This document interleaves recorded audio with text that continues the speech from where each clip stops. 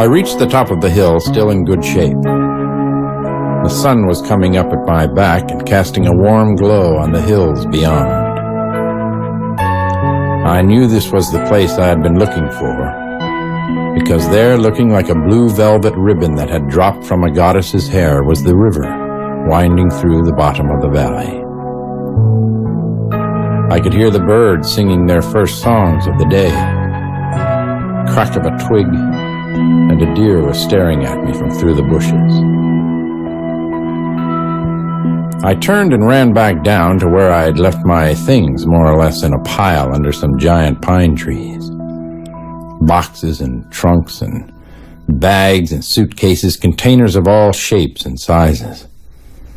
I looked at this mountain of belongings and thought, what is all this stuff that I keep carting from one place to the next? I wondered if I would need it. So I opened the largest box. In it was all my childhood. A pair of baby shoes, a teddy bear, an old blue blanket, a tooth I'd lost when I was 5 years old, a note passed in class to my first girlfriend, and on and on. No, I thought, I won't need this stuff in that valley. I won't have time for memories. So I closed the box up and pushed it aside. Then a very strange thing happened. My back got straighter and I grew a foot taller. No, it must be my imagination. I opened the largest trunk.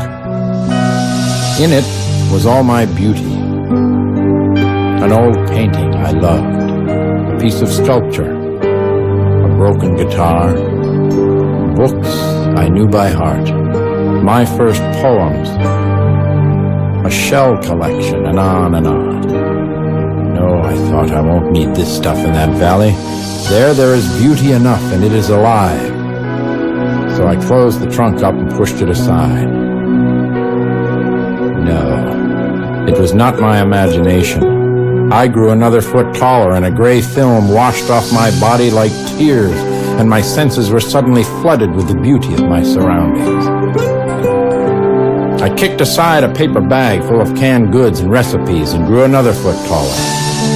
I picked up a valise full of philosophical musings and sociological causes and political speeches and flung them away with a vengeance, and suddenly felt completely guiltless and sure of myself, and grew another foot taller.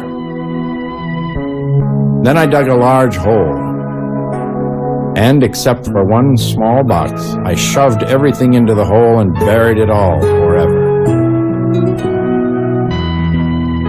I was now so tall and alive that the giant pine trees just grazed the palms of my hands. The small box had grown too. In it were some tools and a flute. I picked them up and took them with me, for they are the things of the future, and started up the hill. I gazed out over my new world, and it was all right, because it was as large and open as I was. I looked back once, and there, far below me, on the grave of my past, was a new, bright, tiny little yellow flower waving peacefully in the morning breeze. Then I turned and forgot, and walked happily into the valley.